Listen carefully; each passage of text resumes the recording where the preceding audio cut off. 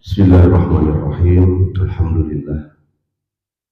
Tasyakur bi nikmatillah wa bi syukrillah tadumu nikmah. Assalatu wassalamu ala Rasulillah Muhammad ibn Abdullah wa ala alihi wa ashabihi wa mawalah wa man tabi'ahum bi ihsanin ila yaumil qiyamah. Asyhadu an la ilaha illallah wahdahu la syarika lah wa asyhadu anna Muhammadan abduhu wa rasuluhu man la nabiyya wa la rasula ba'da. Allah Ta'ala fi kitabihil karim bahwa asdaqul qailin a'udzu billahi minasyaitonir rajim. Innal ladzina qalu rabbuna Allah tsumma istaqamu tatanazzalu 'alaihimul malaikah alla takhafu wa la tahzanu wa abshiru bil jannati allati kuntum tu'adun. Wa qala aidan wa ista'adana rabbukum la in syakartum la azidannakum wa la in kafartum inna 'adzabi lasyadid. Al-ayat astagfirullahal azim. Wa qala Rasulullah sallallahu alaihi wasallam ittaqillaha haitsu ma kuntum wa atbi'u sayyi'atal hasanata tamhuha wa khaliqin nasa bi khuluqin hasan nama hadratal mukarramin mutabi wa alim wa riyai wa asadidah wa rawasbuh sepuh. Hadirin jemaah kajian subuh hadani Allah wa iyyakum. Pertama mari kita senantiasa memanjatkan segenap rasa syukur kita kehadirat Allah Subhanahu wa taala atas segala limpahan nikmat yang telah dianugerahkannya kepada kita, terutama nikmat iman, Islam, juga tentunya nikmat kesehatan dan kesempatan, sehingga atas putrot dan irodatnya digerakkan dan diringankan langkah kaki kita menuju ke majelis yang mulia ini. Salawat beriring salam semoga tetap terlimpah kepada baginda Rasulullah Muhammad sallallahu alaihi wasallam yang telah membawa umatnya minaz zulumati ilan nur. Bapak Ibu sami sehat semuanya nggih. Alhamdulillah kita bisa bersilaturahim kembali di kesempatan Ahad yang ketiga ini. Para hadirin Allah, kalau kita dulu mengenal yang namanya GBHN, apa itu GBHN? Garis besar haluan negara. Ada juga Repelita 1, 2, 3, rencana pembangunan jangka pendek, jangka menengah, jangka panjang. Saya kira itu kan menentukan arah mau kemana dibawa Indonesia ini kan, kalau dulu kan ini maunya jelas seperti ini. Nah demikian juga kehidupan kita ini arahnya mau kemana. Di setiap manusia yang hidup di dunia ini pasti punya arah yang akan dituju, entah dia sadar atau tidak sadar. Coba kita bayangkan seperti ini sederhananya. Orang yang sholat itu harus menghadap kemana? Mengarahkan wajahnya kemana itu? Ke arah Ka'bah ya, kiblat sana. Nah itu Ka'bah itu adalah kiblat yang terlihat oleh mata. Tapi selain kiblat fisik ini, sesungguhnya ada kiblat yang lebih dalam lagi, yang harusnya kita sadari betul dalam mengarungi kehidupan kita di dunia ini, yaitu kiblat hati dan kiblat pikiran. Di kemana hati kita ini condong, maka sebenarnya kesanalah kita ini menghadap. kemana arah kehidupan kita, sesuai dengan hati kita condongnya kemana, menghadapkannya kemana. Ada orang yang kiblat hidupnya adalah Allah Subhanahu wa Ta'ala, tapi tidak sedikit pula yang kemudian kiblat hidupnya bisa berupa harta, bisa berupa jabatan, bahkan mungkin juga bisa berupa ingin pujian orang lain, atau bahkan hawa nafsunya sendiri. Maka pada kesempatan pagi ini kita akan coba membahas tentang kiblat kehidupan yang sudah ditunjukkan oleh baginda Rasulullah Muhammad SAW. Kita akan coba bahas dari dua sisi. Yang pertama adalah kiblat teologis, kepada siapa kita menyembah dan kepada siapa kita menyerahkan dan mengarahkan diri kita ini. Sisi yang kedua adalah kiblat epistemologis, dari mana kita mengambil sumber, mengambil pedoman kebenaran, baik dalam kita berpikir maupun dalam kita bertindak. Kita dari mana ngambil sumbernya? Nah, dua hal ini sebenarnya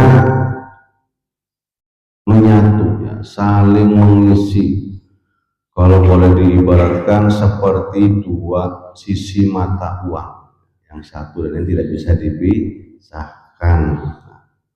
Baik, kita bahas yang pertama, kiblat teologis. Kita mulai dari kisah Nabiullah Ibrahim alaihissalam. Setelah melalui proses yang pencarian yang cukup panjang, beliau menyatakan dengan tegas kemana arah hidupnya itu. Kita lihat ayatnya. Falamma janna alaihi lail ra'a kawkab qala hadha rabbi. Falamma afala qala la uhibbul afilin. Ketika malam telah menjadi gelap, dia Ibrahim melihat sebuah bintang, lalu dia berkata, inilah Tuhanku. Maka ketika bintang itu terbenam, dia berkata, aku tidak suka kepada yang terbenam. Falamma ra'al qamara bazighan qala hadha rabbi. Falamma afala qala la illam yahdini rabbi la akunanna minal qaumid dhalin. Lalu ketika dia melihat bulan terbit, dia berkata, inilah Tuhan. Tetapi ketika bulan itu terbenam, dia berkata, sungguh jika Tuhanku tidak memberi petunjuk kepadaku, pastilah aku termasuk orang-orang yang sesat. Falamma ra'a asy-syamsa bazighatan qala hadza rabbi hadza akbar. Falamma afalat qala ya qaum inni bari'un mimma tusyrikun. Kemudian ketika dia melihat matahari terbit, dia berkata, ini Tuhanku, ini lebih besar. Tapi ketika matahari terbenam, dia berkata, wahai kaumku, sungguh aku berlepas diri dari apa yang kamu persekutukan. Nah, ini sampailah setelah proses pencarian sampai pada kemudian satu kesimpulan. Ini wajjahtu wajhiya lilladzi fataras samawati wal ard hanifan wa ma ana minal musyrikin. Sesungguhnya aku hadapkan wajahku kepada Allah yang menciptakan langit dan bumi dengan hati yang lurus, dan aku bukan termasuk orang-orang yang menyekutukan Allah. Mari kita perhatikan kata ini wajjahtu, aku hadapkan wajahku. Ini bukan hanya soal wajah secara fisik, tapi maksudnya adalah keseluruhan dari diri Nabiullah Ibrahim alaihissalam yang beliau arahkan kepada Allah. Jadi rahimahullah, kiblat itu bukan cuma soal arah sholat semata, tidak. Tapi soal kemana seluruh hidup kita ini akan kita arahkan. Nah, ini dipertegas lagi dalam ayat yang sering kita dengar atau mungkin bahkan sering kita ucapkan. Qul inna sholati wa nusuki wa mahyaya wa mamati lillahi rabbil alamin la syarika lahu wa bidzalika umirtu wa ana awwalul muslimin. Katakanlah, sesungguhnya sholatku, ibadahku, hidupku dan matiku hanyalah untuk Allah, Tuhan semesta alam. Tidak ada sekutu baginya, dan dengan itulah aku diperintahkan dan aku adalah orang yang pertama berserah diri. Nah, ayat ini bagus sekali untuk mari kita coba renungkan pelan-pelan. Coba kita lihat yang disebut bukan cuma sholatku, tapi juga disebutkan hidupku, matiku. Nah, artinya apa? Tidak ada satupun sisi kehidupan kita yang boleh lepas dari kiblat kepada Allah. Berarti bukan berarti kemudian selama 24 jam kita sholat terus, tidak. Tapi maksudnya adalah waktu kita kerja, waktu kita bermasyarakat, waktu kita organisasi, mencari nafkah, semuanya itu harus punya arah yang sama, yaitu apa? Karena Allah dan untuk Allah. Ini harus sama arah ini, nggak boleh kiblatnya melenceng. Inilah yang membedakan mereka orang-orang yang lurus, yang nyambung arah kiblatnya dengan orang-orang yang melenceng, terpecah-pecah, kadang ingat Allah, kadang juga tidak ingat atau lupa. Kemudian pertanyaan saya adalah, kenapa kita harus punya arah kiblat? Jawabannya ada dalam ayat yang menjelaskan tujuan dari penciptaan manusia. Ini sering kita sampaikan. Apa ayatnya? Pasti panjenengan sudah sampai hafal ayatnya. Apa ya Pak Haji? Ayatnya apa Pak Haji? Wa ma khalaqtul jinna wal insa illa liya'budun. Jadi kiblat kepada Allah itu bukan beban tambahan dalam hidup kita, tidak.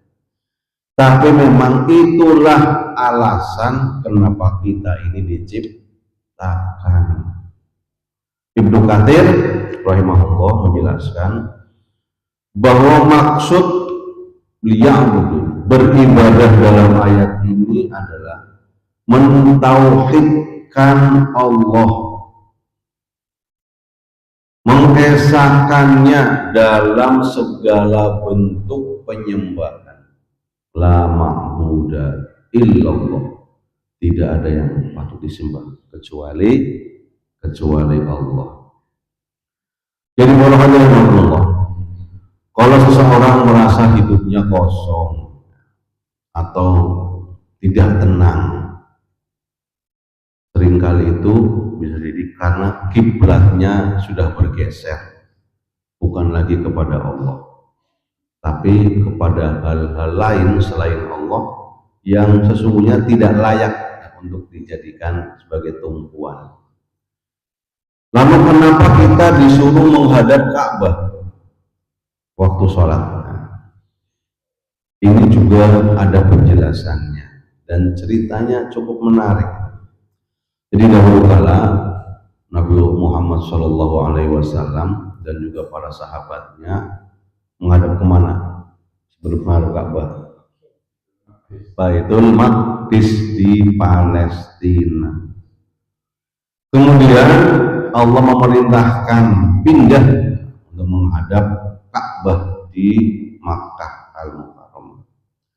Allah firman, "Qad nara taqalluba wajhika fis samai, falanuwalliyannaka qiblatan tardaha, fawalli wajhaka syatral masjidil haram." Sungguh kami melihat wajahmu sering menghadap ke langit yang menunggu datangnya wahyu. Maka sungguh akan kami palingkan engkau ke kiblat yang kau sukai. Maka palingkanlah wajahmu ke arah Masjidil Haram. Kemudian ditegaskan lagi bahwa sebenarnya Allah itu tidak terbatas pada satu arah. Walillahil masyriqu wal maghrib, fa aynama tuwallu fatham wajhullah, innallaha wasi'un alim. Milik Allah timur dan barat, maka kemanapun kamu menghadap, disitulah wajah Allah. Sesungguhnya Allah maha luas lagi maha mengetahui. Bapak Ibu sekalian rahimahullah. Jadi pelajarannya begini.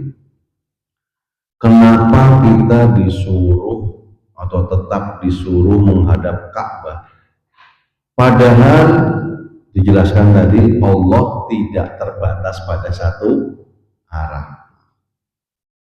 Karena inti dari perintah kiblat itu adalah ketaatan, titik. Bukan soal Allah berada di arah tertentu. Ini penting sekali untuk kita pahami. Karena terkadang kita tidak paham betul hikmah dibalik sebuah perintah agama. Tapi kita tetap taat karena percaya bahwa Allah maha tahu, Allah lebih tahu. Nah, sikap taat seperti inilah yang kemudian menjadi latihan batin kita dari perintah kiblat fisik tadi. Nah, Ka'bah itu menyatukan umat Islam sedunia secara fisik ketika sholat. Nah, sementara tauhid atau mengesahkan Allah itu menyatukan hati kita secara batin. Itu pertemunya di situ.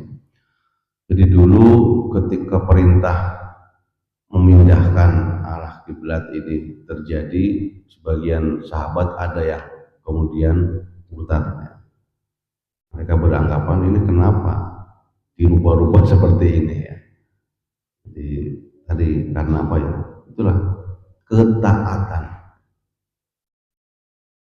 Akan kita bahas di tema yang kedua. Kenapa bisa terjadi adanya pembangkangan itu? Yang kedua adalah kiblat dalam arti epistemologis, yaitu dari mana kita mengambil pedoman kebenaran. Ini yang disebut tadi ya, epistemologis. Nah, Allah menjelaskan bahwa manusia itu lahir dalam keadaan tidak tahu apa-apa. Kemudian diberi 3 alat untuk mengenal kebenaran. Kita lihat ayatnya. Wallahu akhrajakum min butuni ummahatikum la ta'lamuna syai'an wa ja'ala lakumus sam'a wal absara wal afidah la'allakum tashkurun. Dan Allah mengeluarkan kamu dari perut ibumu dalam keadaan tidak mengetahui apa-apa. Dan Dia memberi kamu pendengaran, penglihatan, dan hati agar kamu bersyukur.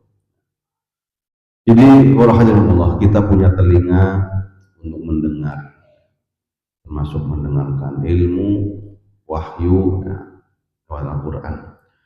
Mata untuk melihat, mengamati alam, belajar dari fakta dan realitas yang ada. Kemudian hati untuk bisa merenung dan memahami. 3 alat ini bagus, tapi baru bisa benar-benar berfungsi dengan baik kalau diarahkan pada kiblat yang tepat. Yaitu apa? Petunjuk dari Allah Subhanahu wa Ta'ala. Karena kalau tidak, maka ketiga alat ini bisa menyesatkan pemiliknya, bisa menyesatkan kita ini. Kalau kiblat kita salah. Bagaimana contohnya? Al-Quran menceritakan orang-orang zaman dahulu yang mana mereka itu menyembah berhala tanpa adanya dasar yang jelas, hanya ikut-ikutan dan hanya mengikuti perasaan mereka saja. Lihat ayatnya ini. In hiya illa asma samaitumuha antum wa aba'ukum ma anzalallahu biha min sultanin yattabi'una illa dhanna wa ma tahwal anfus wa laqad ja'ahum min rabbihimul huda.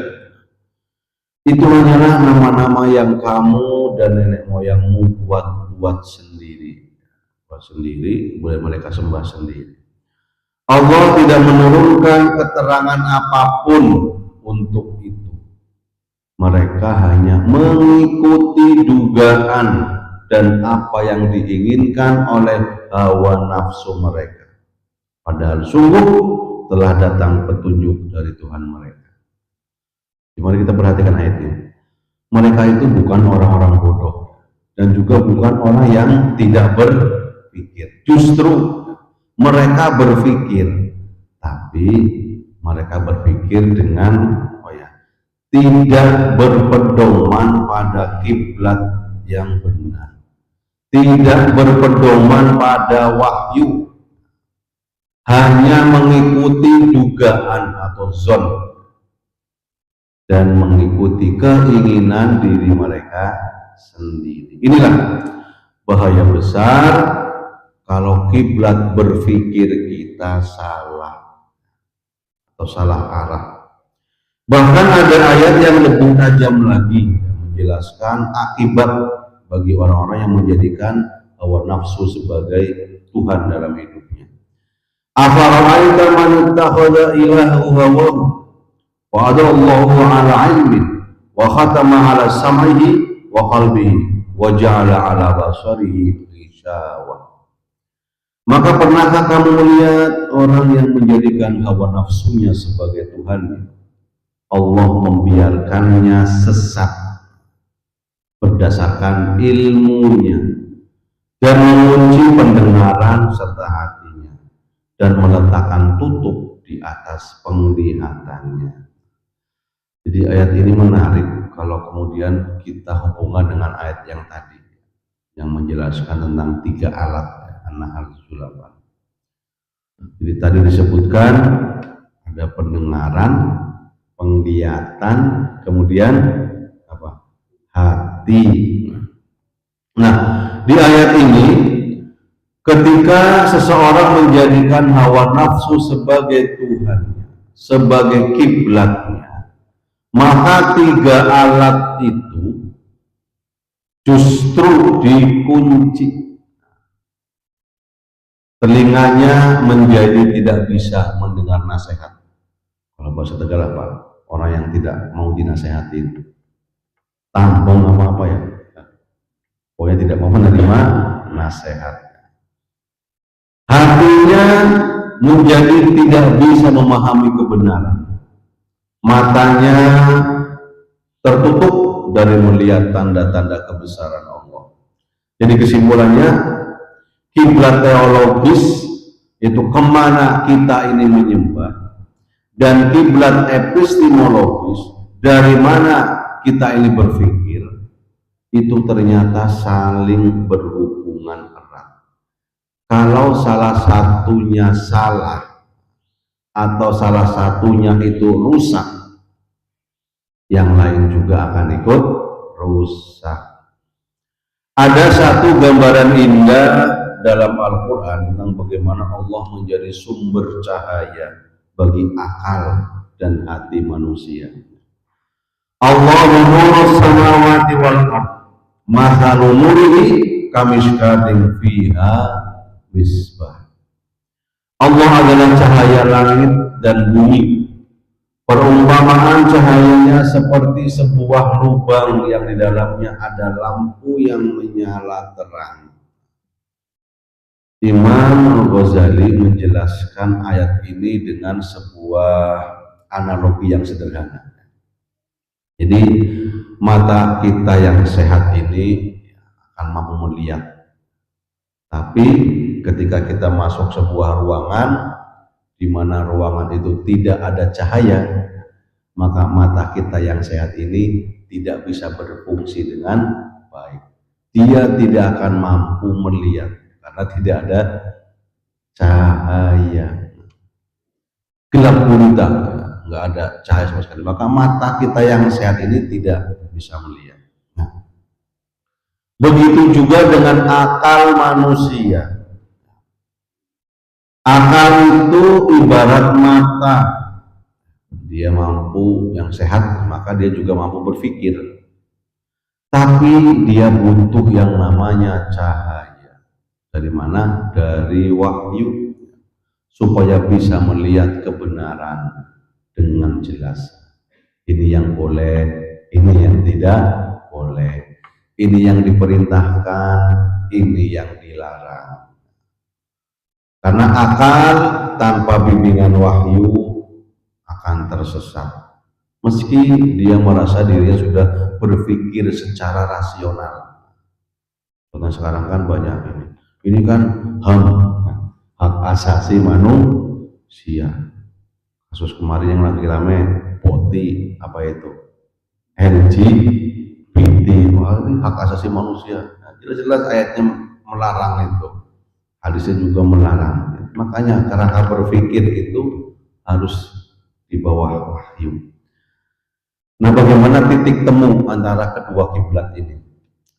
Menariknya, jadi dua kiblat ini baik itu teologis maupun epistemologis sebenarnya bertemu setiap hari dalam bacaan kita, minimal 17 kali sehari. Ini juga pernah kami sampaikan, yaitu dalam surat Al-Fatihah.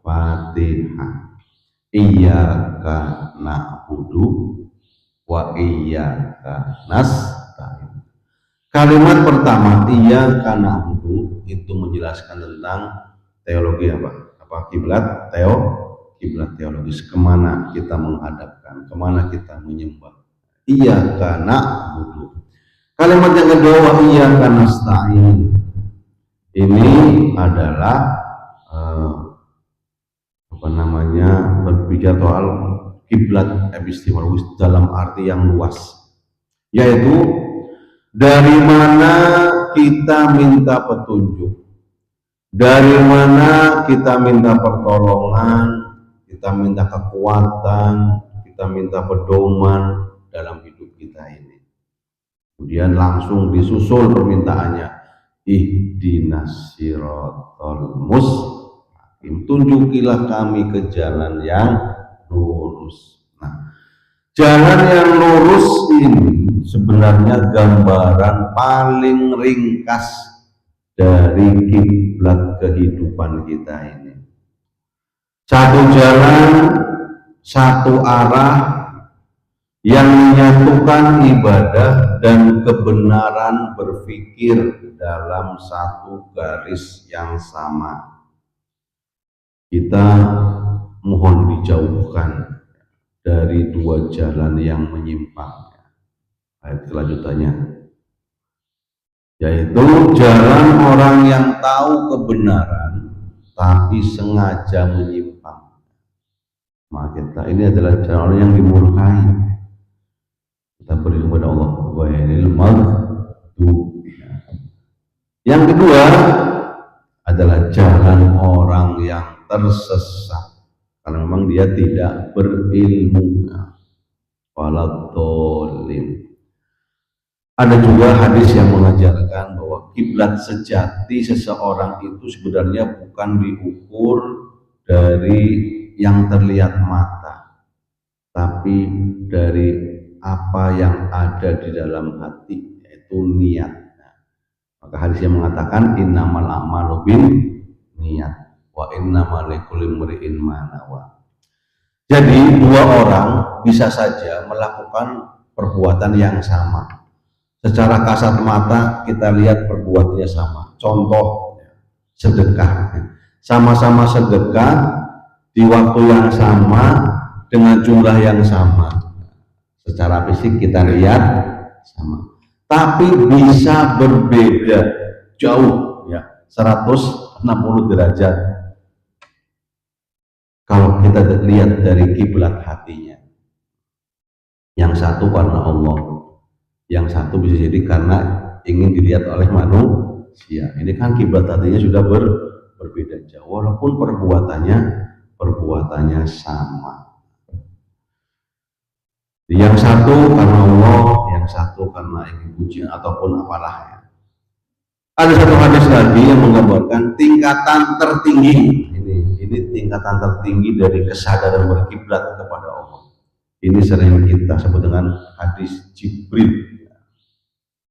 Hadis yang membicarakan tentang apa itu? Ihsan. Nah, ini tingkatan yang tertinggi. Anta mudallah ka'annaka tarahu fa in lam takun tarahu fa innahu yaraka.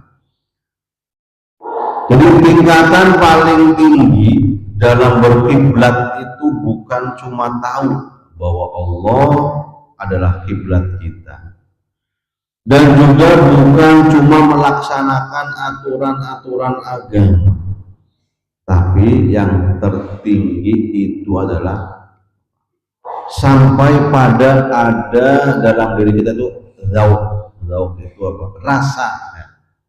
Rasa, perasaan. Jadi seolah-olah kita melihat Allah. Kalaupun kemudian kita tidak melihat, kita merasa selalu diawasi oleh Allah. Nah, kalau kesadaran ini sudah tumbuh dalam diri seseorang, maka dia otomatis akan lebih berhati-hati dalam bertindak, akan lebih berhati-hati dalam mengambil keputusan. Kenapa? Karena dia sadar betul kepada siapa sebenarnya dia sedang menghadap.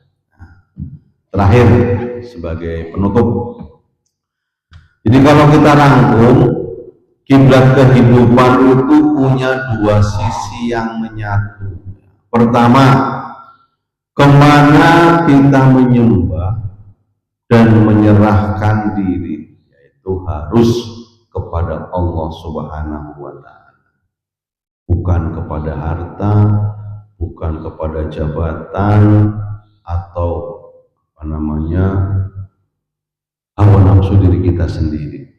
Dan yang kedua, dari mana kita mengambil pedoman baik dalam berpikir maupun dalam bertindak, yaitu harus dari wahyu Allah. Nanti penjabarnya ada lewat hadis, pendapat para ulama dan lain sebagainya.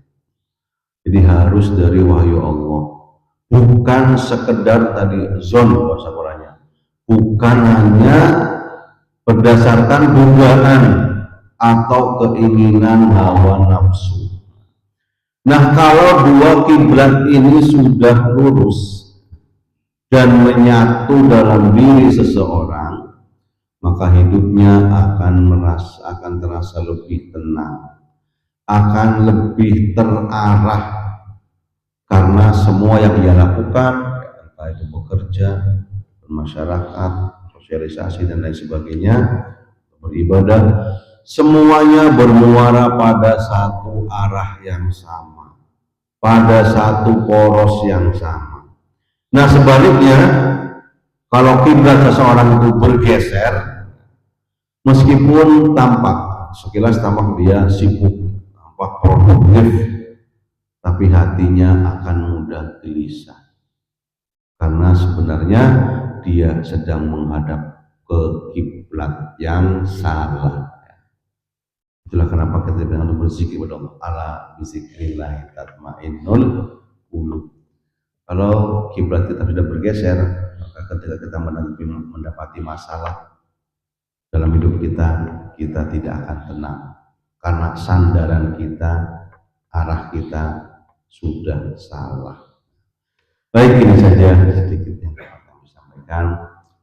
Dengan ini berproses ya, akan terus kita perbaharui, kita tajdid ya, selama hayat masih di kandung badan.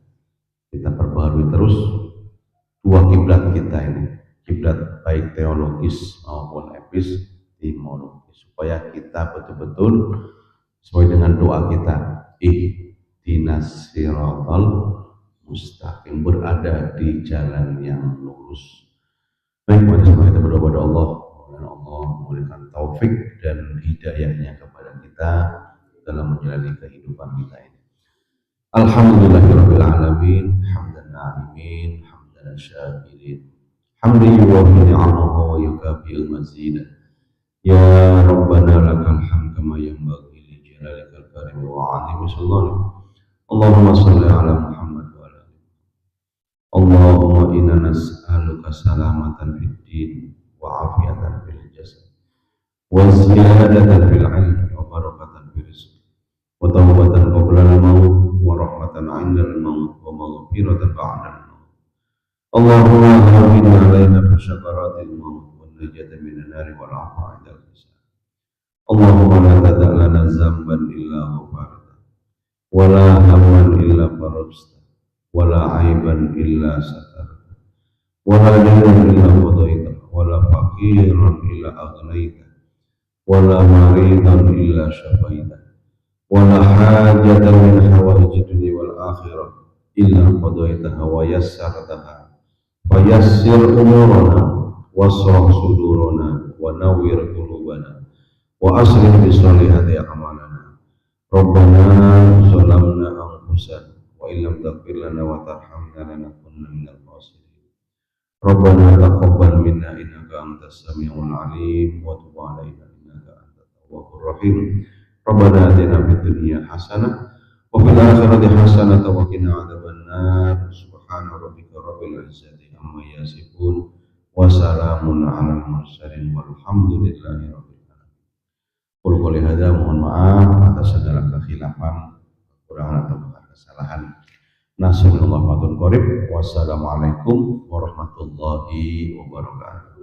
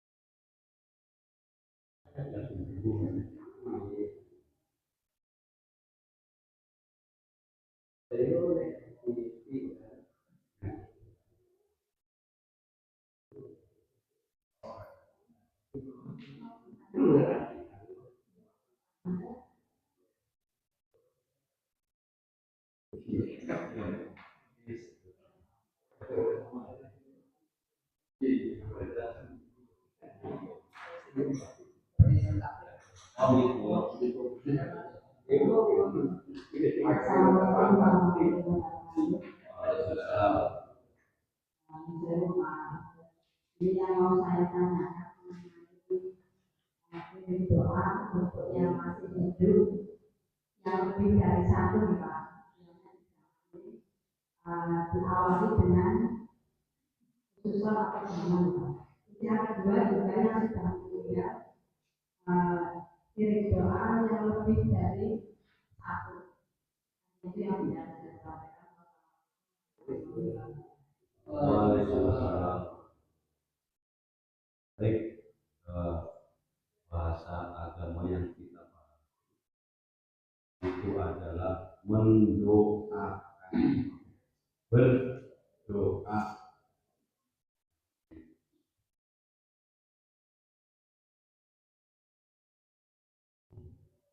Nah, baik itu terima sebenarnya. Allah menerangkan bahwa ini saja berdoa kepada Tuhan